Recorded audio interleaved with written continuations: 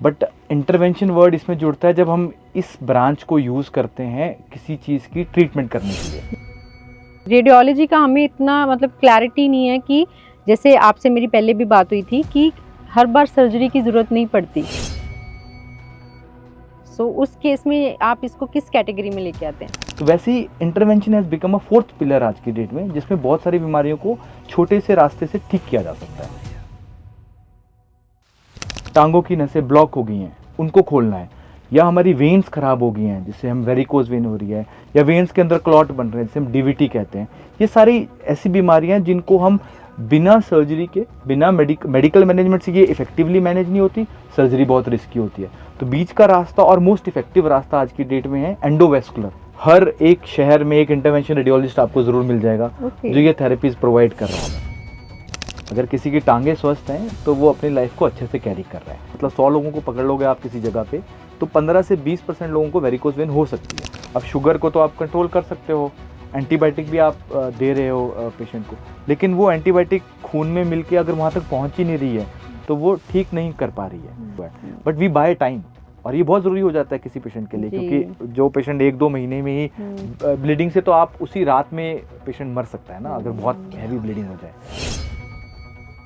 हम लोग जब सुनते हैं ना कि किसी का पेशेंट सीरियस है तो हमें बताया जाता है कि उनके तो पेट में पानी भरना शुरू हो गया। हाँ, वो उसे हम that is a dangerous thing, right? हाँ, जो हमारी ब्रेन की आर्टरी है जो खून लेके जा रही है ब्रेन की तरफ, उसमें क्लॉट फंस जाए और खून नहीं मिल रहा है एक हिस्से को ब्रेन के, वो हो गया इस्केमिक स्ट्रोक, मतलब लकवा जो कि क्लॉटिंग की वजह से हुआ है ना। और खासकर विंटर्स में भी देखा गया है खून गाढ़ा हो जाता है। गाढ़ा खून के चांसेस ज़्यादा हो जाते हैं क्लॉट बनने के। टाइम इज़ वेरी इंपॉर्टेंट कि टाइमली ट्रीटमेंट लेना आपकी, मुझे लग रहा है किसी हद तक कॉस्ट भी बचा सकता है। देखो हॉस्पिटल में ना जो लोग चल के आते हैं उनको ये नहीं पता था कि उनके साथ नेक्स्ट पल में क्या होने वाला होता है, लेकिन एक डॉक्टर को टेस्ट देख के पता लगा था कि भाई ये 2-3 दिन में शायद इसको मेजर हार्ट अटैक या मेजर कुछ प्रॉब्लम हो सकती है। So it's very difficult to convince somebody who is walking जी कि नहीं मैं तो ठीक हूँ जी, मैं तो ठीक हूँ। ये एटीट्यूड ठीक है नहीं वैसे, but this should be addressed somehow. बिल्कुल बिल्कुल।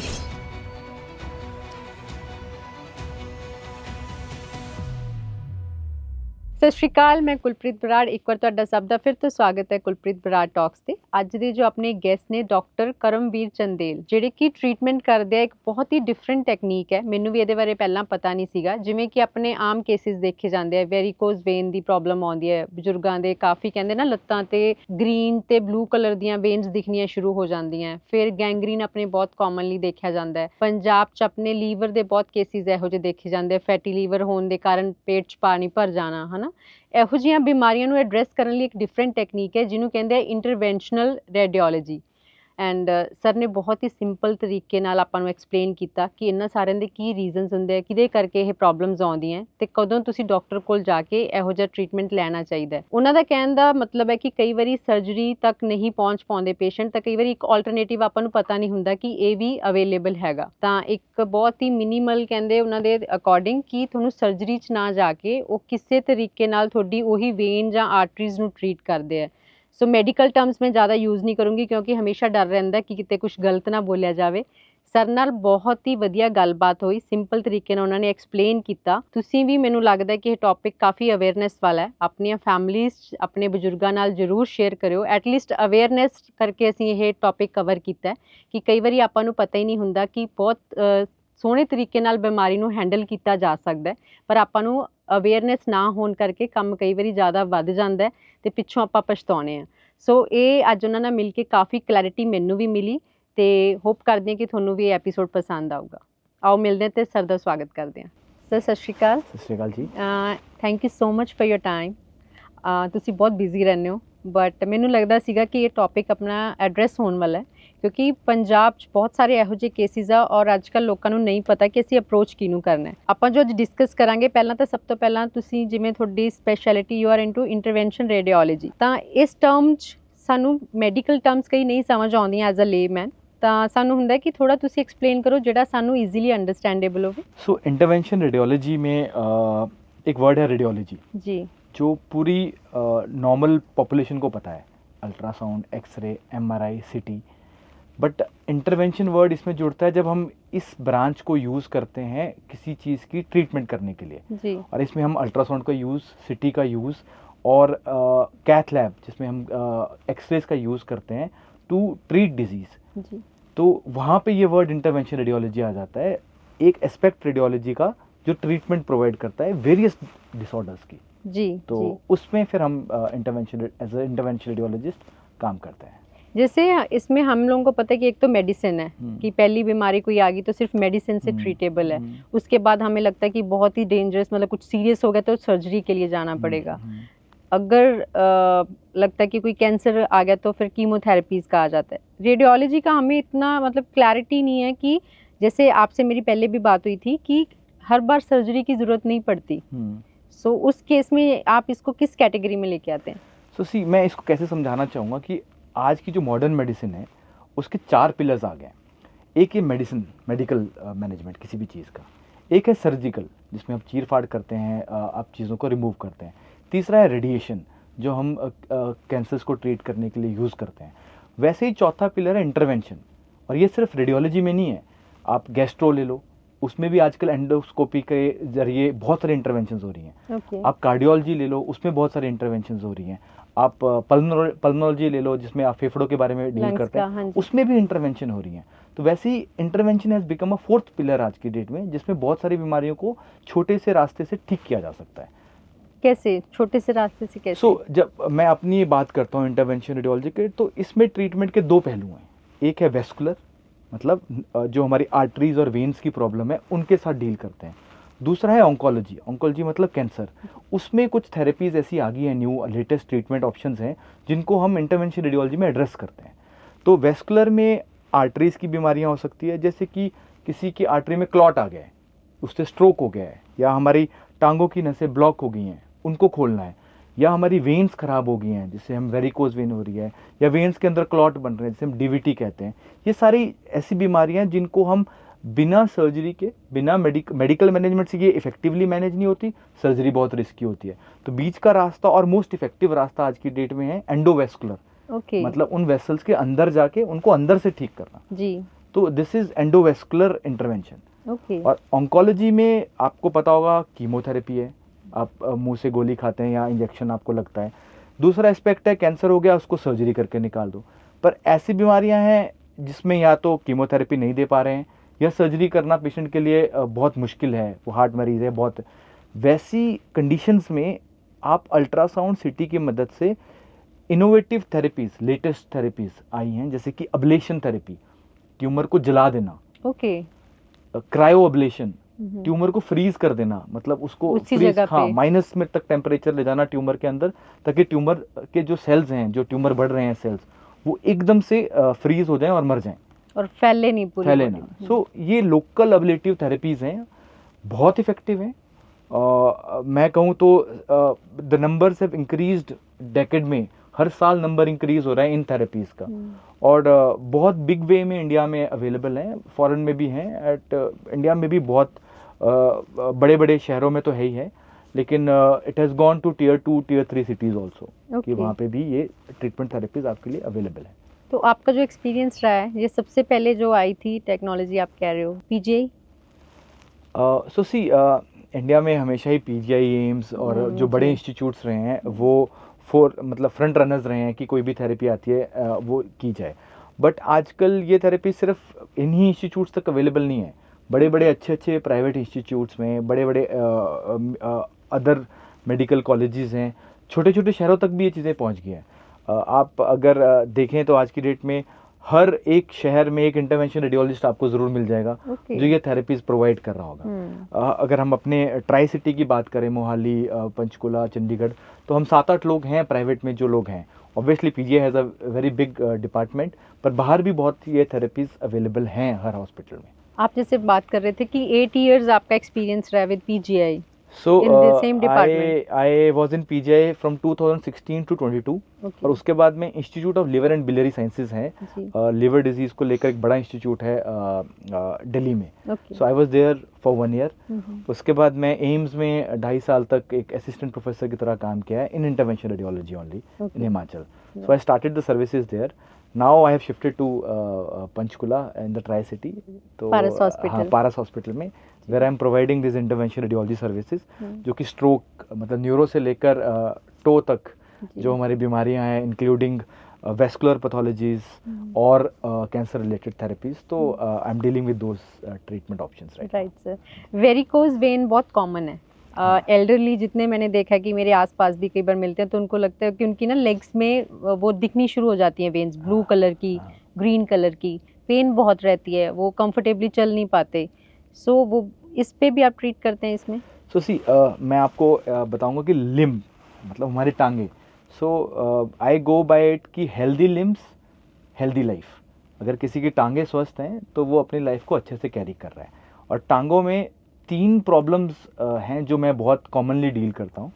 एक है वेन्स की, जिसमें आती है वेरिकोज वेन। वेन खराब हो गई है, जो हमारा खून है वो इकट्ठा हो रहा है टांगों के निचले हिस्सों में, और प्रॉब्लम हो रही है कि टांगे सूज रही हैं, वेरिकोसिटीज बन रही हैं, पेन बहुत हो रहा है ना। तो वो एक एस्पेक्ट आ गया, एक पहलू आ गया वेन्स की प्रॉब्लम की वजह से, वेरिकोज वेन। दूसरी है हमारी आर्टरीज, है ना, जो हमारे फुट में गैंग्रीन कॉज कर रही हैं, जो खून लेके जा रही हैं। आर्टरीज है ना, वेन्स लेके आ रही हैं और आर्टरीज ले जा रही हैं, तो उनकी ब्लॉकेज से भी दिक्कत आ रही है। डायबिटिक पेशेंट्स में, जिन पेशेंट में हाइपरटेंशन है, स्मोकर्स में, उनमें देखा जाता है कि आर्टरी अल्टीमेटली ब्लॉक हो जाती है। तो जैसे हार्ट की आर्टरी ब्लॉक होती है, हार्ट अटैक हो जाता है, वैसे टांग की आर्टरी जब मेजरली ब्लॉक हो जाए तो पेशेंट को गैंग्रीन या वो वाला हिस्सा सड़ सकता है, या आप देख तो काला पड़ सकता है। तो ये सारी प्रॉब्लम्स होती हैं। ये आर्टरी वाली बीमारी होगी टांग की। तीसरी है डीवीटी, कि पेशेंट को अचानक से उनकी जो मेन वेन है वो ब्लॉक होगी, उसमें क्लॉट बन गया, तो पेशेंट एकदम से स्वेलिंग के साथ आते हैं। और ये स्वेलिंग, ये क्लॉट अगर एकदम से चला जाए हमारे लंग्स में, तो ये बड़ा मैसिव पल्मनरी एम्बोलिज्म भी कॉज करके अचानक से डेथ भी हो सकती है। तो ये 3 प्रॉब्लम्स हैं जो हम ऑफन देखते हैं लोअर लिम्ब में, जो मैं डील करता हूँ। जो वेरिकोज वेन है उसकी कोई ऐसा है सर्टेन एज पे ही जाके होएगा कि उसके लिए कोई ऐसा एज का नहीं है? नहीं, सो सी हम जो ह्यूमंस हैं, हम यूजुअली जो हमारे पूर्वज थे वो 4 हम लोग पैरों और हाथों दोनों पे चलते थे जी। अब हम लोग स्ट्रेट हो गए हैं। तो ये प्रॉब्लम बेसिकली हमारा जो ब्लड का पूरा वेट है वो हमारी टांगों पे आ गया है, तो हमारा जो खून है वो पूल होना शुरू हो जाता है इन वेन्स में जी। और ये वेन्स में वेल्व रहते हैं जो उस खून को नीचे इकट्ठा होने से रोकते हैं और ऊपर की तरफ पुश करते हैं जी, हार्ट की तरफ, क्योंकि खून को हार्ट की तरफ जाना है अल्टीमेटली। तो जब ये हमारे खड़े रहने से एक कॉलम बनता है तो कुछ लोगों में ये वेल्व्स गिव अवे कर देते हैं, ये वेल्व्स काम नहीं करते हैं और खून जो है नीचे आपकी टांगों में ही इकट्ठा होना शुरू हो जाता है और इससे फिर वो छोटी छोटी नसें उभरना शुरू हो जाती हैं जिसे हम वेरिकोज वेन्स कहते हैं। एज नॉट पर्टिकुलरली किसी एज ग्रुप में, ज़्यादातर ये प्रोफेशन पे, कुछ जेनेटिकल कॉजेज़, कुछ प्रोफेशन रिलेटेड कॉजेज़, जैसे हमारे पुलिस है जो ज़्यादातर ट्रैफिक पुलिस वाले लोग हैं, हाँ टीचर्स हैं, स्टैंडिंग जॉब वाले जो लोग हैं उनमें ज़्यादातर ये कॉमनली देखने को मिलता है। सेकंड हमारी प्रेग्नेंट फीमेल्स में हो जाता है क्योंकि उनके पेट में जब बच्चा रहता है तो प्रेशर बढ़ता है, उससे जो है खून का जो फ्लो है हार्ट की तरफ वो थोड़ा रुक जाता है और थोड़ा इन वेन्स में प्रेशर आता है, इसलिए उनकी जो वेन्स है फूल जाती है, उनको वेरिकोसिटीज़ हो जाती हैं। तो ऐसे कुछ कारण रहते हैं जिससे वेरिकोज वेन्स हो जाता है। वेरिकोज वेन में ना सर एक चीज़ ये देखी है मैंने, जो एल्डरली होते हैं स्टॉकिंग का उनको सजेस्ट किया, मतलब ये एक फर्स्ट स्टेप आई गेस। सो देखो, आम जनता को आप लोगे तो 15 से 20% इंसिडेंस है, मतलब 100 लोगों को पकड़ लोगे आप किसी जगह पे तो 15 से 20% लोगों को वेरिकोज वेन हो सकती है। तो और ज़रूरी नहीं है कि उन 15 से 20% लोगों को कुछ ट्रीटमेंट करें, हम कुछ सर्जरी करें या कुछ भी करें, ज़रूरी नहीं है। उनमें से 15-16%, उन 20% के जो आगे लोग हैं, टोटल मतलब हमारी पॉपुलेशन के 17% लोग, उनमें वेरिकोज वेन को नॉर्मली मैनेज किया जा सकता है कुछ विद स्टॉकिंग्स नंबर 1, या पेशेंट को बता के कि भैया ज़्यादा देर खड़े नहीं रहना है, या अगर आपको खड़ा रहना पड़ रहा है थोड़ी थोड़ी देर में बैठ के, you have to activate your legs a little ताकि ब्लड का सर्कुलेशन ऊपर की तरफ हो।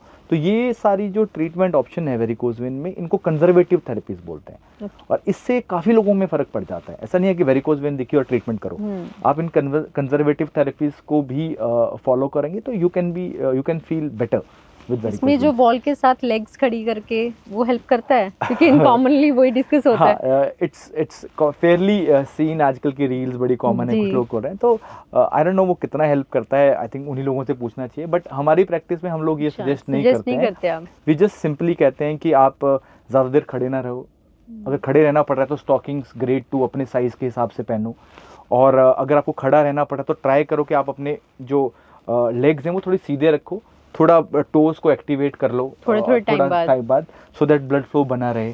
और अगर बाई चांस आपको वेरिकोज वेन हो ही गई हैं तो फिर आप मतलब अपनी स्टेज के हिसाब से किसी वेस्कुलर स्पेशलिस्ट को मिलो, उनसे समझो कि आपकी वेरिकोज वेन किस हद तक पहुंच गई है और उनको क्या ट्रीटमेंट कराने की ज़रूरत है कि नहीं, क्योंकि एक पॉइंट आएगा जहाँ पे कंजर्वेटिव थेरेपीज आपको हेल्प काम नहीं नहीं करेंगी, चाहे उल्टे लटक जाओ, चाहे आप जैसे मर्जी कर जाओ, उस टाइम पे आपको ट्रीटमेंट की ज़रूरत पड़ेगी। इसमें वेट मैटर करता है कि अगर आप ओवर वेट हो तो? सी वेट हमेशा हर चीज़ में मैटर करता है, वेरिकोज वेन में भी। जैसे कि मैंने कहा कि ज़्यादा भारी होगा, टांगों पे ज़्यादा प्रेशर आएगा, जो ओबीज लोग होते हैं उनका प्रेशर ज़्यादा आएगा इन वेन्स पे ना, तो फ्लो उतना ही स्लोली जाएगा, उतना ही वेन्स के ख़राब होने के चांसेस बढ़ जाएंगे। सो यस, हम बोलते हैं कि एक्टिव लाइफस्टाइल रखना चाहिए जिन पेशेंट को वेरिकोज वेन्स हैं, उससे आपकी टांगें भी एक्टिवेट रहेंगी, मसल्स एक्टिवेटेड रहेंगी। सेकंड, आप अपना वेट को भी कंट्रोल कर सकते हो, जो लॉन्ग रन में हेल्प करता है इन पेशेंट। और आप उनको सजेस्ट करते हो वॉक करना, ऐसा रहता है, बट क्योंकि वो कर नहीं पाते सर। सी वेरिकोज वेन में एक्टिव लाइफस्टाइल हमेशा कहा जाता है, रुकना नहीं है। थोड़ा हो सकता है थोड़े टाइम तक आपको तंग करे, आपको ना मन करे, भारी हो जाए टांगे, तो ऐसे में आप यूज़ कीजिए जो कंजर्वेटिव मेथड है, लेकिन अपना वेट रिड्यूस करने के लिए एक्टिव लाइफस्टाइल रखिए। नहीं मैनेज हो रहा है, obviously go and consult somebody जो इसमें डील करता है और अपना ट्रीटमेंट कराएं। और ट्रीटमेंट की जब हम बात करते हैं तो आज की डेट में सर्जरी बहुत पहले के लोग करते थे, अभी हर कोई इसमें जो बेस्ट ट्रीटमेंट ऑप्शन है आपको देगा, वो देगा लेज़र करा लो, RFA करा लो, या ग्लू थेरेपी नाम की कोई जो हमारी थेरेपीज है वो करवा लीजिए। ग्लू में आप बता रहे थे, मैंने आपका रील देखा था कि अंदर जाके वेन के अंदर जाके उस चीज़ को वेन ही वो ब्लॉक। सो सी ट्रीटमेंट का मैंने आपको बताया वेरिकोज वेन क्यों हो रहा है, वेन खराब है जी, तो अब वो वेन खून इकट्ठा कर रही है, तो हमें उस वेन को ख़त्म करना पड़ेगा ताकि उसमें खून ना इकट्ठा हो। तो उसको ख़त्म करने के लिए या तो हम उस वेन को जला दें, लेज़र या RFA पूरा सुन करके 2 mm का एक छेद करके उसको जला दें, या दूसरा ऑप्शन है कि उसमें एक जो लेटेस्ट थेरेपी हमारी ग्लू आई है कि उस वेन में जाके हम उसमें एक स्पेशल तरह का ग्लू है, मेडिकल ग्लू, वो छोड़ें और उस वेन को ख़त्म कर दें ताकि उसमें मतलब खून ना भरे और वो मतलब वेरिकोज वेन्स ना भरे। ये बिना एनेस्थीसिया के हो जाता है, जो इसका एडवांटेज है ग्लू वाला। थर्मल वाले में हमें थोड़ा एनेस्थीसिया देना पड़ता है, टांग को थोड़ा सुन करना पड़ता है उस हिस्से को जो हमें जला। जो वेरिकोज वेन है उसमें सर एक ही वेन इन्वॉल्व होती है कि बहुत सारी? कईयों के तो ना ऐसे दिखती हैं कि ऐसे बन जाते हैं क्लॉट्स टाइप। हाँ, सो इसमें ना मेजर 2 वेन्स इन्वॉल्व हैं, एक हमारी मीडियल साइड मतलब जो हमारे टांग के बीच वाले हिस्से की, और एक बाहर वाले हिस्से, इनर और आउटर साइड। हाँ जी, तो जो सुपरफिशियल वेन बोलते हैं, एक अंदर का सिस्टम है मेन वेन, उसको नहीं छेड़ते हैं बिकॉज वो ज़रूरी है, खून उसने लेके जाना है। जो सुपरफिशियल बाहर की वेन है ना, वो वेन खराब हो जाती है, यूजुअली उनके वेल्व खराब हो जाते हैं। तो जब वो मेन वेन खराब होती है ना, वो फिर नीचे की वेन्स के अंदर पूल करती हैं ब्लड, क्योंकि ब्लड को तो वो ऊपर लेके नहीं जा रही, तो ब्लड कहीं ना कहीं तो इकट्ठा होगा, तो वहाँ वेन्स बन जाती हैं। सो मेन प्रॉब्लम शायद ये जो बाहर की वेन्स है वही हो, किसी मतलब मैक्सिमम पेशेंट्स में कोई ना कोई वेन, या तो अंदर वाली वेन या बाहर वाली वेन, कोई एक खराब रहती है।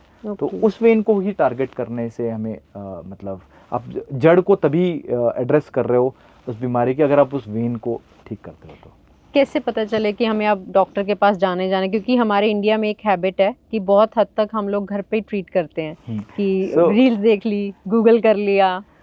सो आई थिंक बेस्ट वे जिसे मैं आपको बताऊंगा ना, अगर आपको सब्जी खरीदनी है तो सब्जी मंडी तो जाना ही पड़ेगा। अब आपको ये नहीं पता आप क्या क्या लोगे, आपको ज़रूरत है नहीं है।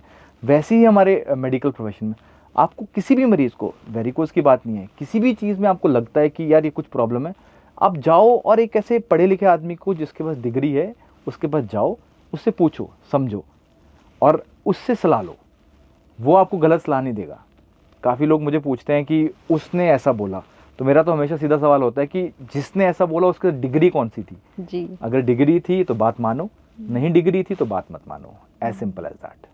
इस चीज़ पे मैं आपको बताऊंगी गैंग्रीन का। हाँ। पंजाब में बहुत कॉमन है हाँ सर, जी। डायबिटिक पेशेंट्स ज़्यादा होते हैं हाँ, और एक टाइम के बाद उनको आ ही जाती है प्रॉब्लम गैंग्रीन की, कि पैर काले हो गए, हाँ। बिल्कुल ब्लड फ्लो नहीं हो रहा। तो उस केस में मैंने खुद देखा ऐसे केसेस कि उनको किसी ने बता दिया कि वहाँ पे कोई बैठता है बाबा, जो आयुर्वेद की कोई ऐसी कोई पेस्ट बनाते हैं काली, पता नहीं क्या चीज़ होती है, वो उसको लगाने के लिए देते हैं और लोग वहाँ से ठीक हो रहे हैं। मतलब मेरे पास किसी ने 2 साल पहले किसी ने पूछा कि कोई डॉक्टर बता दो, तो हम लोग तो डॉक्टर ही सजेस्ट करेंगे, है ना? तो बट उन्होंने बोला नहीं, बाद में मैंने थोड़े दिन बाद फॉलोअप लिया कि ठीक हुए आपके पेशेंट? कहते हैं हाँ जी, वहाँ किसी ने किसी कोई गाँव में वहाँ पे हैं, कोई बैठते हैं, तो उन्होंने कोई ऐसी पेस्ट बना के दिया, वो लगाते रहे तो वो ठीक हुए। मुझे नहीं पता कितना सही कितना गलत। तो सी ना ये बहुत ही मुश्किल टॉपिक है मतलब आपको एड्रेस करना, हमारे लिए भी, गवर्नमेंट के लिए भी और बाकी लोगों के लिए भी। बट मैं हमेशा ये सलाह दूंगा कि देखो, टांग आपका पैर काला पड़ रहा है, उसके 100 कारण हो सकते हैं। कुछ कारण तो ऐसे भी हो सकते हैं जो नॉर्मली ठीक हो जाएंगे, शायद उसके लिए किसी तरह की ट्रीटमेंट की जरूरत है। जैसे सर्दियों में कुछ लोगों के पैर या अंगूठियां Nails। नीली पड़ सकती है जी। ना, वो कुछ और कारण भी हो सकता है, उसमें कोई सर्जरी, एंजियोग्राफी या कुछ करने की ज़रूरत नहीं पड़ती है। तो अब ऐसे किसी पेशेंट को आपके किसी बाबा जी ने लगा दिया कुछ और वो ठीक हो गया, तो वो जाके सबको यही बोलेगा कि मेरा तो ठीक हो गया। But then there are other patients, majority of patient, जिनकी जो वो कालापन पड़ रहा है वो यूजुअली इसलिए कालापन पड़ रहा है कि वहाँ खून नहीं पहुँच रहा है जी। आपकी आर्टरी ब्लॉक है। ऐसे पेशेंट को कोई क्रीम या वो हेल्प नहीं करती है। ऐसे पेशेंट में आपको उसकी जड़ तक ही जाना पड़ेगा बीमारी की, जो कि मुझे लगता है कि एक स्पेशलिस्ट, वेस्कुलर स्पेशलिस्ट ही आपको बता पाएगा, ना कि कोई बाबा जी या कोई भी ऐसा पर्सन, है ना। पर डायबिटिक पेशेंट को क्यों इशू आता है सर ये? तो सी डायबिटिक पेशेंट्स में एक तो शुगर बढ़ी होती है, मतलब उनका जो शुगर का लेवल है वो बढ़ जाता है। तो आपने देखना, शुगर किसी भी चीज़ में हम बोलते हैं, आप शुगर का दाना भी छोड़ दो तो वहाँ चींटियाँ भी अट्रैक्ट हो जाती है ना। वैसे ही जब पेशेंट की शुगर बढ़ जाती है, उसके ब्लड में सर्कुलेटिंग वॉल्यूम शुगर का बढ़ जाता है, तो कहीं पे भी छोटा सा इन्फेक्शन हो ना, वो बहुत फ्लेयर अप कर जाता है जी। प्लस जो हमारी आर्टरीज हैं जो खून लेके जा रही है पैर तक, है ना, वो सिकुड़ जाते हैं इन मरीजों में, खासकर उनमें प्लाक बन जाते हैं, रास्ते कम हो जाते हैं, कैल्शियम जम जाता है इनमें आर्टरीज में। तो अब वहाँ इन्फेक्शन भी हो गया क्योंकि शुगर भी बढ़ी है, उस मरीज को खून भी नहीं पहुँच पा रहा है। तो ये दोनों ही फैक्टर्स जो है ना बिल्ड करते हैं क्या, आपके इन्फेक्शन को ग्रो करते हैं। इन्फेक्शन ग्रो होता है, खून की डिमांड बढ़ती है, खून पूरा नहीं हो पाता है, तो गैंग्रीन बनना शुरू हो जाता है ऐसे मरीजों में, डायबिटिक मरीजों में। और ये सिर्फ डायबिटिक में नहीं होता है, डायबिटिक में बहुत कॉमन है। आप फेयरली किडनी के मरीज़ देख लो, या कुछ पेशेंट्स होते हैं जो स्मोकर्स होते हैं, उनके भी आर्टरीज छोटी हो जाती हैं, खून नहीं पहुंचा पाते, तो उन लोगों में भी ये बीमारी देखने को मिलती है जो गैंग्रीन वाली है। डायबिटिक्स यस वेरी कॉमन, और उनके लिए बहुत कैटास्ट्रोफिक है ये डायबिटिक फुट, हम जिसे कहते हैं मेडिकल टर्म में। इसको कब तक सेव कर सकते हैं? क्योंकि कई बार मैंने देखा कि कई बार लोगों का इतना ज़्यादा बढ़ जाता है ना सर, फिर वो कईयों के तो काटना भी पड़ता है। सो सी ये डिपेंड करता है कि आपका जो गैंग्रीन है वो वाला जो हिस्सा है, उसको वापस ब्लड सप्लाई देके और एंटीबायोटिक से कंट्रोल किया जा सकता है कि नहीं। अगर वो इतना ज़्यादा हो गया है कि वो इन्फेक्शन बॉडी की तरफ फैलाना ज़्यादा शुरू कर दिया है उसने, या वो इतना ज़्यादा सिवियर हो गया है कि आपके जो बोन्स हैं उसमें भी इन्फेक्शन चला गया है, ऐसे केसेस में पैरों को बचाना बहुत मुश्किल हो जाता है। सो और ये ज़्यादातर ये वो वाले केसेस हैं जिनमें पहले सिग्नल्स को इग्नोर किया जा रहा है जी, है ना। बॉडी एक सिग्नल देती है हमेशा, उसको आप इग्नोर करते रहोगे तो मतलब ऑब्वियसली आप इस स्टेज तक पहुंच जाओगे। फिर इस स्टेज पे बचाना बहुत मुश्किल हो जाता है पैरों को, पैर को काट के ही आपकी जान को बचाया जाता है इनफैक्ट। और इंटरवेंशन रेडियोलॉजी इसमें कैसे हेल्प करती है? हाँ, सोसी मैंने आपको जैसे बताया कि आपके फुट में या पैर में गैंग्रीन क्यों हो रहा है, तो ब्लड सप्लाई नहीं पहुंच रही है, दूसरा एंटीबायोटिक जो ब्लड का लेवल है वो, अब शुगर को तो आप कंट्रोल कर सकते हो, एंटीबायोटिक भी आप दे रहे हो पेशेंट को, लेकिन वो एंटीबायोटिक खून में मिलके अगर वहाँ तक पहुँच ही नहीं रही है तो वो ठीक नहीं कर पा रही है। तो ऐसे में उस आर्टरी को खोलना पड़ सकता है। हो सकता है आपकी कोई पहले की आर्टरी बंद हो या आपकी नीचे की आर्टरी बंद हो, तो एक चांस पेशेंट को ज़रूर देना चाहिए अगर वो जल्दी हमारे पास आ जाता है कि उसकी एक आधी आर्टरी को खोल दें, ताकि उसके पैर के निचले हिस्से तक खून तो ब्लड जाए, एक बार ब्लड जाएगा, एंटीबायोटिक जाएगी, ब्लड जाएगी, बॉडी की कैपेसिटी बढ़ेगी कि वो फाइट करे, हाँ हीलिंग कैपेसिटी बढ़ेगी। सो इन केसेस में कई बार तो एम्पुटेशन मतलब काटने के बाद भी हील करने के लिए चाहिए होता है कि ब्लड पहुंचे उस जगह तक। तो ऐसे केसेस में भी हमें खोलना पड़ता है। और एक आप ठंड में कह रहे थे ब्लू नेल्स होने, उसका क्या रीजन है? उसके ना मेडिकल कॉजेज हो सकते हैं बहुत सारे। यूजुअली हम रेनॉल्ड फिनोमेनन करके इसको बोलते हैं। इसके बहुत सारे कॉजेज हो सकते हैं। ऑटोम्यून, पेशेंट के अंदर कोई अंदर से ही पेशेंट की ऐसी बीमारियां हैं कुछ अंदर की बॉडी की ऑटोम्यून डिसऑर्डर से, उसका ये एक मैनिफेस्टेशन हो सकता है जिसमें नीले पड़ सकते हैं। It's not common? उन लोगों के लिए कॉमन है जिनमें ऑटोइम्यून डिसऑर्डर वगैरह होते हैं। सर्दियों में यूजुअली हमारी जो आर्टरीज हैं वो थोड़ी सिकुड़ जाती हैं, तो थोड़ा कंस्ट्रिक्शन हो जाएगा तो खून नहीं पहुंचेगा, ना खून पहुंचेगा ना साफ होगा, तो नीलापन आना शुरू हो जाता है। मैंने लेटली नोटिस किया, मेरा 2-3 दिन से, तभी मैं आपसे पूछ रही हूँ। नहीं, not very often, but obviously you should see a doctor for that reason कि अगर कुछ सिम्टम आ रहा है तो अंदर अंडरलाइंग कोई बीमारी ना हो। ओके, निकले। हाँ, तो हाँ जी। और अगर हम लोग इसके बाद बात करेंगे सर, लीवर के बहुत सारे केसेस आते हैं।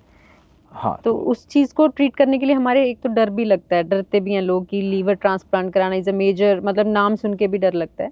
बट उस चीज़ में आपकी वही आ गया अगेन कि आप कह रहे थे कि सर्जरी की ज़रूरत नहीं पड़ती। सो देखो, इसमें ना मैसेज ऐसा नहीं जाना चाहिए कि सर्जरी की ज़रूरत नहीं पड़ती। हाँ। सो हम लीवर को ऐसे देखते हैं कि जिन लोगों में किसी भी कारण से, चाहे वो अल्कोहल ज़्यादा पीने से, शराब ज़्यादा सेवन करने से, या पेशेंट के आजकल तो नॉन अल्कोहलिक फैटी लीवर, बहुत ज़्यादा तला हुआ खाना खा रहे हैं लोग, अबीज हो रहे हैं, डायबिटीज़ है पेशेंट्स को, तो वो मरीज़ों के लीवर में भी खराबी आना शुरू हो गई है। और तीसरा है कि वायरल इन्फेक्शंस जो होते हैं, हेपेटाइटिस बी, सी, ये कॉमन है हमारे इस रीजन में भी। तो इन इन्फेक्शंस की वजह से भी अगर इनको ट्रीट ना किया गया हो, लंबे समय तक रहे हो, तो लीवर ख़राब हो जाता है, जिसे हम क्रॉनिक लीवर डिजीज़ कहते हैं, या सिरोसिस बोलना शुरू हो गया काम में। तो जो ये सिरोटिक लीवर है, इसमें 2 प्रॉब्लम्स हैं जो इसकी कॉम्प्लिकेशन मेन होते हैं। एक होता है कि इसकी वजह से खून जो हमारा लिवर को साफ़ करके खून लिवर ने भेजना है ऊपर हार्ट की तरफ को, वो नहीं कर पा रहा है लिवर इफेक्टिवली। तो और लिवर ने प्रोटीन्स भी बनाने हैं हमारे बॉडी के लिए, जो फंक्शन है लिवर का, बहुत सारे फंक्शन करता है लिवर, वो भी नहीं कर पा रहा है।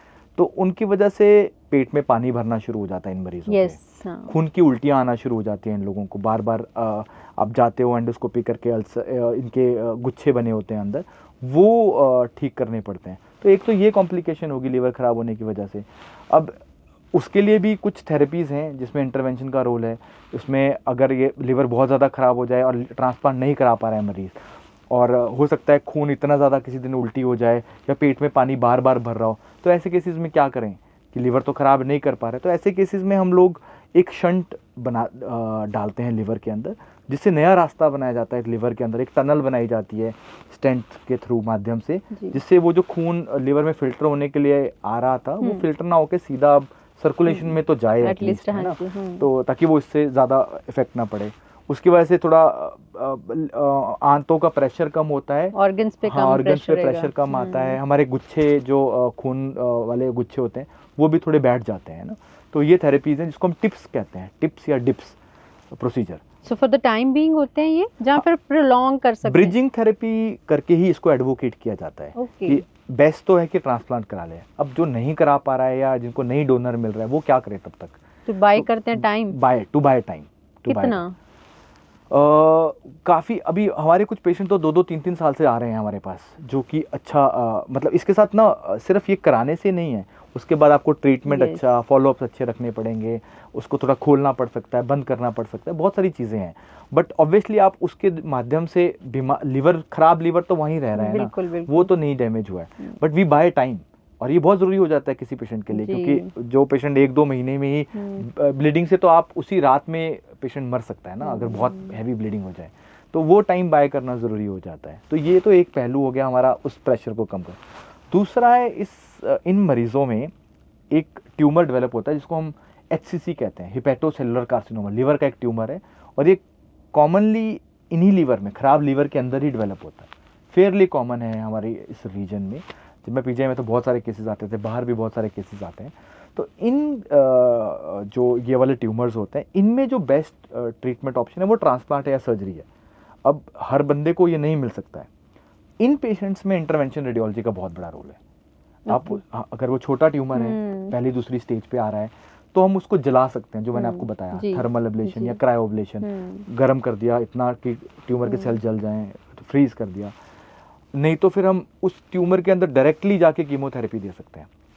लिवर की नस के आर्टरी में जाते हैं और जहाँ से वो आर्टरी उस ट्यूमर को जा रही है उस आर्टरी में जाके हम एक छोटे छोटे पार्टिकल्स कीमो के छोड़ देते हैं, जिसे हम ट्रांस आर्टीरियल कीमोथेरेपी कहते हैं, TACE. You will come across this word a lot. तीसरा है कि थोड़ा सा बड़ा हो जाए, कुछ मेन नसों में घुस जाए कहीं ट्यूमर, या अच्छी थेरेपी तो टेयर करके थेरेपी है एक।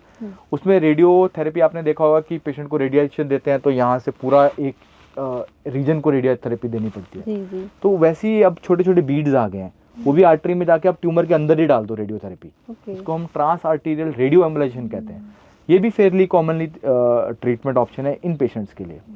सब कुछ फॉर दोज पेशेंट जिनको सर्जरी नहीं मिल पा रही है या ट्रांसप्लांट नहीं हो पा रहा है। तो ये समझना ज़रूरी है, बट ये डिसाइड कौन करेगा? अगर वो पेशेंट टाइमली एक ऐसे इंस्टीट्यूट में आए, ऐसी जगह पे आए जहाँ पे ये सारी थेरेपीज अवेलेबल हैं, ट्रांसप्लांट हो रहा हो, लिवर के डॉक्टर हों, इंटरवेंशन वाले हो, तो ये सारे लाइन ऑफ ट्रीटमेंट बेसिकली। हाँ, वी हैव टू चूज। जी। पानी क्यों भरता है लीवर में? ये बहुत कॉमन है, मैंने सुना है, बट इसका हमें रीजन नहीं पता कि मैंने पहले बताया ना, जो लिवर जिसका खराब हो गया, अब लिवर के ना 2-3 मेन काम है हमारी बॉडी के लिए। एक तो ब्लड को फिल्टर करना जो हमारी आंत से आ रहा है जी, और उसको फिल्टर करके हार्ट की तरफ भेजना ताकि वो वापस सर्कुलेशन में आए।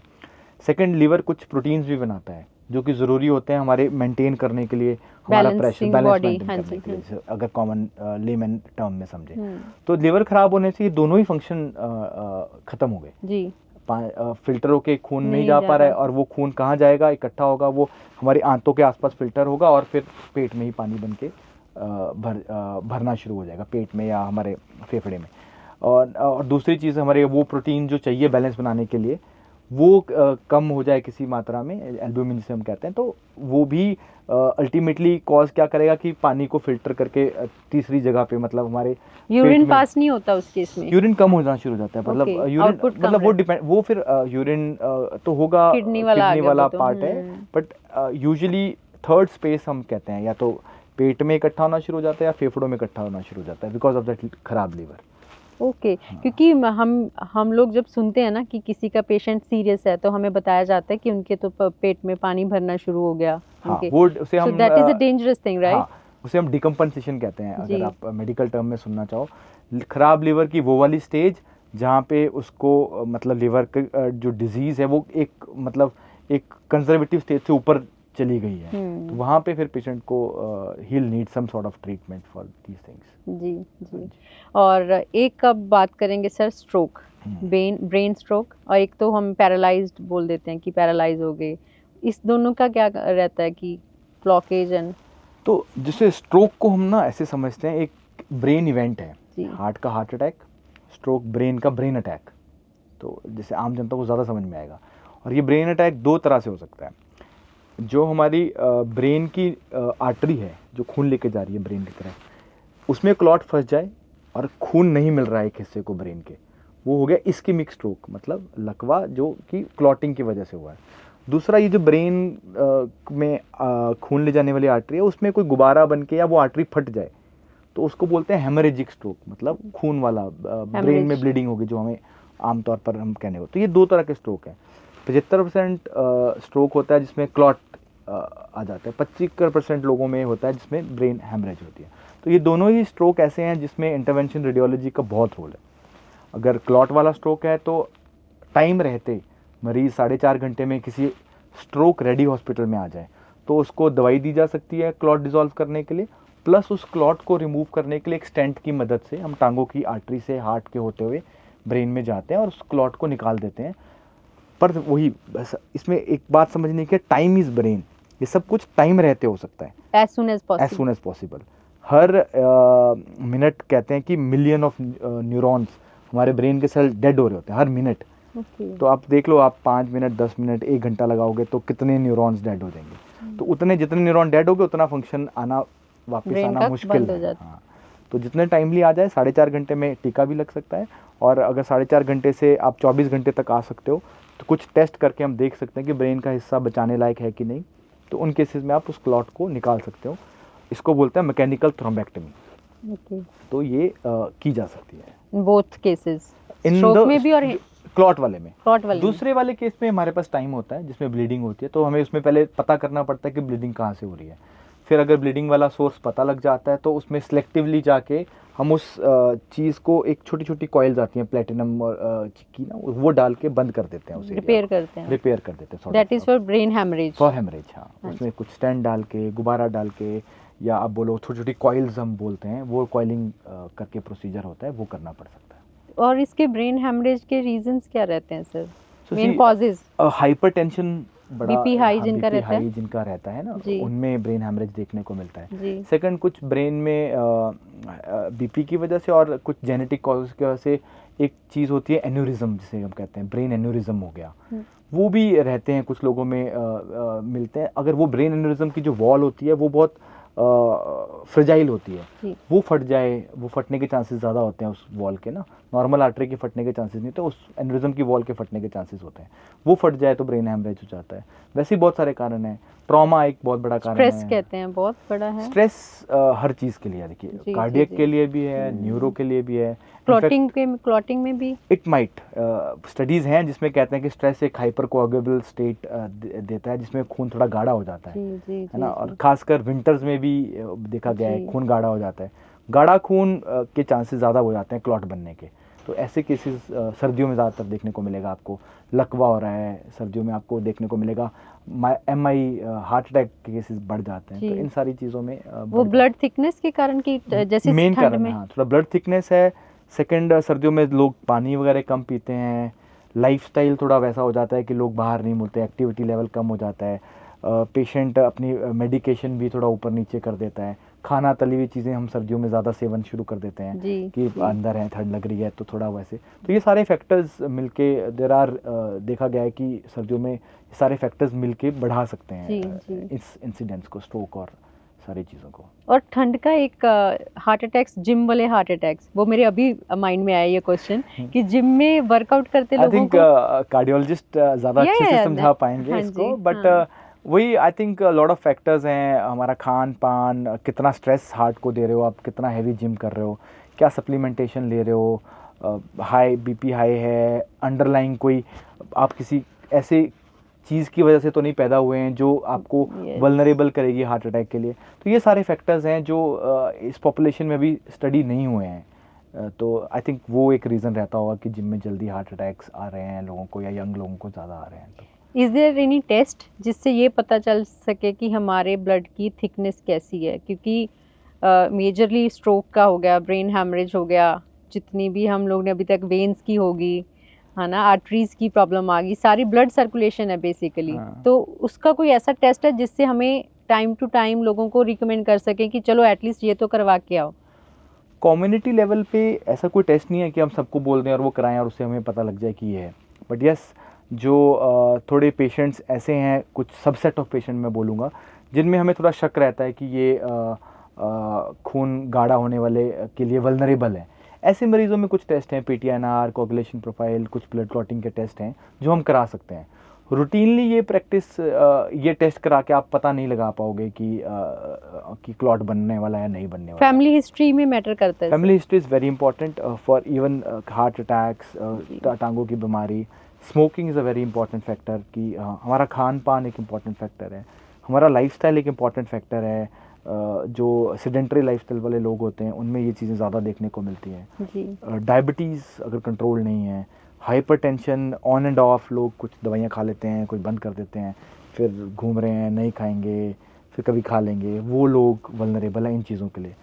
स्मोकिंग सबसे बड़ा फैक्टर है, that has to be considered, और साथ में सेडेंटरी लाइफस्टाइल जी। की, और हमारा खान पान जो। अल्कोहल से भी ज़्यादा स्मोकिंग है?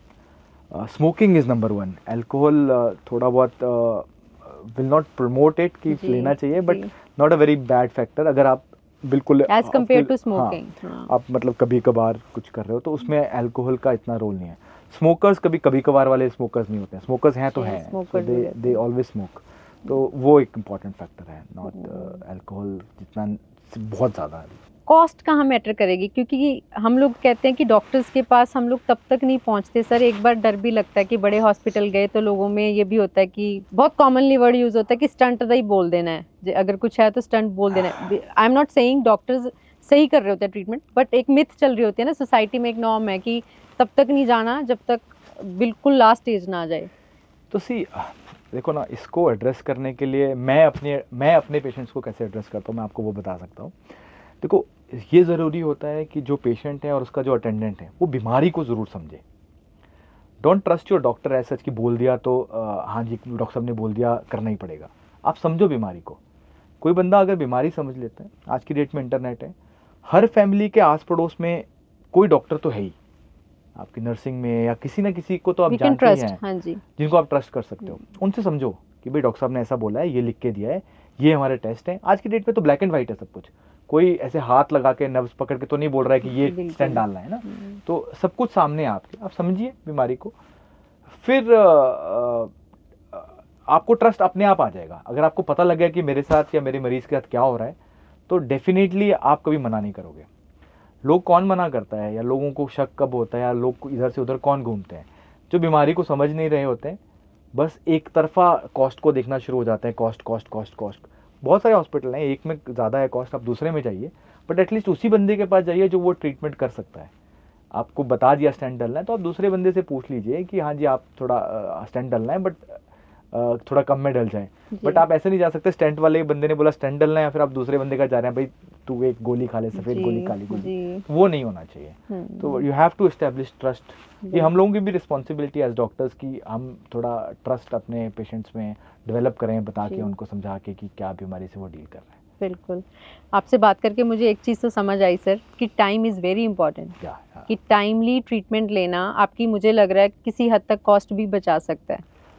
देखो, जो कहते हैं ना कि एक डिसेबल पर्सन को पूरी ज़िंदगी कैरी करना, या जिस पेशेंट ने अपनी टांग लूज़ कर ली है उसको पूरे 10-15 साल कैरी करना उस टांग को, विल बी वेरी, वो चीज़ बहुत कॉस्टली पड़ेगी ओवरऑल। एक छोटी ट्रीटमेंट हो सकता है लाख लग जाए, 2 लाख लग जाए, 3 लाख लग जाए। उस चीज़ को पूरी ज़िंदगी कैरी करना, या डिसेबल पर्सन को पूरी ज़िंदगी कैरी करना, उस पर्सन के लिए भी महंगा है और पूरी फैमिली के लिए महंगा है। तो you have to do it that way. And इसका मैं एक और सोल्यूशन बताता हूँ ना, ये सोल्यूशन होना ही नहीं चाहिए कि आपको पैसे देने हैं, आप इंश्योरेंस कराइए, दैट शुड बी मस्ट। अब गाड़ी की इंश्योरेंस तो हर बंदा लेके घूम रहा है, आप अपनी करा लो, है ना। तो आप ये बात ही नहीं आएगी कभी, this question will never arise कि वहाँ मुझे महंगा बताया। आप इंश्योरेंस कराइए, इंश्योरेंस कंपनीज खुद ध्यान देंगी कि क्या हो रहा है क्या नहीं हो रहा है। सो दिस इज, एंड वो मतलब आदत बनानी पड़ेगी। And this is the best advice, क्योंकि मैंने देखा नहीं डॉक्टर्स को ऐसे, बट एक्चुअली होना चाहिए सर। हमारे ना, ये मैंने एक रील भी देखी थी, कहते हैं ये सच में हम लोग हर चीज़ की इंश्योरेंस करा रहे होते, कहते हैं ना कि चीज़ों की इंश्योरेंस हो रही है, ह्यूमंस की नहीं हो रही। देखो हॉस्पिटल में ना जो लोग चल के आते हैं उनको ये नहीं पता होता कि उनके साथ नेक्स्ट पल में क्या होने वाला होता है, लेकिन एक डॉक्टर को टेस्ट देख के पता लगाता कि भाई ये 2-3 दिन में शायद इसको मेजर हार्ट अटैक या मेजर कुछ प्रॉब्लम हो सकती है। So it's very difficult to convince somebody who is walking कि नहीं मैं तो ठीक हूँ जी, मैं तो ठीक हूँ। ये एटीट्यूड ठीक है नहीं वैसे, but this should be addressed somehow. बिल्कुल बिल्कुल। सो अच्छा लगा सर, काफ़ी इन्फॉर्मेटिव था। मेरे पास और भी क्वेश्चंस आ रहे हैं माइंड में, बट आपसे जितना टाइम लिया था उसी में हम लोग वाइंड अप करेंगे। और मुझे लग रहा है कि आपने जो इंटरवेंशन रेडियोलॉजी, मैं भी इतनी अवेयर नहीं थी इस चीज़ से, और मुझे लगता है कि लोगों को थोड़ी थोड़ी अगर अवेयरनेस आएगी तो इस चीज़ को हम लोग थोड़ा सीरियसली लेना भी शुरू करेंगे। मैं ये पर्सनली ये मानती हूँ कि जब तक जिसकी फैमिली में जो प्रॉब्लम आती नहीं ना, वो लोग जाके देखते नहीं उस चीज़ को। बट इन जनरल कॉमन हमारे इंडिया में ऐसी हैबिट होनी चाहिए कि हम लोगों को अवेयरनेस होना बहुत ज़रूरी है। सुशी, आपने बोल ही दिया, अवेयरनेस इज़ द की जी। आपकी फैमिली के साथ आपके साथ कुछ गलत ना हो, अवेयरनेस इज़ द की, चाहे वो हेल्थ पॉइंट ऑफ व्यू से है चाहे किसी भी पॉइंट ऑफ व्यू से, अवेयरनेस बहुत ज़रूरी है जी। यू हैव टू मतलब make yourself aware of things. बिल्कुल बिल्कुल। और इस सब में डाइट बहुत रोल प्ले करती है सर। डाइट ऑब्वियसली आप देख ही रहे हो, अडल्ट्रेशन इतना चल रहा है, पाम ऑयल, इतनी सारी बातें हो रही हैं कि सब में मिलावट है, तो definitely diet has a definite role to play. आज की डेट में जिस तरह से बीमारियों का नंबर बढ़ रहा है, तरह तरह की बीमारियां बहुत यंग एज पे हम देखने को मिल रही हैं, so I think diet is a factor that is very important to consider. बिल्कुल। बस लास्ट क्वेश्चन है, एक ऐसा हुआ था कि डॉक्टर थे, उन्होंने सारे अपने टेस्ट करवाए थोड़े दिन पहले और उनको अटैक आया, हार्ट अटैक आया। तो वो चीज़ बड़ी, देखो एक social media I don't trust fully personally, but कई चीज़ें ऐसे ना लोगों के लिए क्वेश्चन बड़े खड़े कर जाते हैं कि हम लोगों को सिम्टम्स मिलते हैं, शुरू से मिलते हैं सर। हम लोग तो चलो जिन मेडिकल फील्ड में से नहीं है, बट सिम्टम कहते हैं बॉडी आपको देना शुरू कर देती है। ऐसा नहीं है कि सडनली अटैक आ रहा है, सडनली ब्रेन स्ट्रोक हो रहा है, ऐसा नहीं होता। ऐसा देखिए, पहली बात तो जो डॉक्टर, मतलब will not talk about that specific yeah. Person, doctor भी इंसान ही है जी, इग्नोर हम भी करते हैं अपनी चीज़ें। तो इट डजेंट इम्प्लाई कि डॉक्टर बन गए तो हम लोग अपने आप को बहुत सीरियसली लेना शुरू हो गए हैं, ठीक है। तो हम लोग भी कहीं ना कहीं इग्नोर करते हैं। That applies to me. मैं 90 जगहों पे नहीं करता होगा, तो 10-20 में तो मैं भी अपनी चीज़ें इग्नोर करता हूँ। सो ये चीज़ कि उनको हार्ट अटैक होगा, उन्होंने सारे टेस्ट कराए, मैं बता रहा हूँ ना, ये चीज़ें अनप्रडिक्टेबल हैं। दीज आर बिल्कुल बिल्कुल। Medical emergencies. Heart attack, stroke, brain aneurysm, ये चीज़ें आप प्रेडिक्ट नहीं कर सकते। हाँ, बट क्रॉनिक डिसऑर्डर्स हैं जिसमें आपको पता लग रहा है आप खुद ही अपने लीवर को ख़राब करी जा रहे हो, वो चीज़ें हैं जिसमें आप मतलब कंट्रोल कर सकते हो या अवॉइड कर सकते हो। Emergencies will not come. हाँ, अच्छा लाइफस्टाइल, अच्छा खान पान, टाइमली कुछ टेस्ट्स, कंसल्टिंग योर फिजिशियंस, जो भी आपके फैमिली डॉक्टर्स उनसे कंसल्ट करके, वो सारी चीज़ें आपको हेल्प ज़रूर करेंगी कि ऐसी चीज़ें अवॉइड की जा सकें। ठीक है sir. Thank you for your time. बहुत अच्छा लगा आपसे बात करके और Thank you, काफ़ी thank you, same here. Clarity मिली, मुझे तो मिली। हाँ, द आइडिया वुड बी कि आप एक पब्लिक फिगर हैं and then you people will be watching your podcast. तो मैसेज यही है, आप समझिए, और आई थिंक आप जी। लोगों के थ्रू ज़्यादा अच्छा है कि लोगों को मैसेज जाए बिल्कुल और वो देखें और वो समझे कि नहीं, बीमारी को समझना है जी। और एक अच्छे डॉक्टर के पास जाना है। जी, नहीं आपने बहुत अच्छे से और Thank you, सिंपल वे में thank you, एक्सप्लेन किया thank sir. you. Thank you so much Thank for you, your thank you time. so much.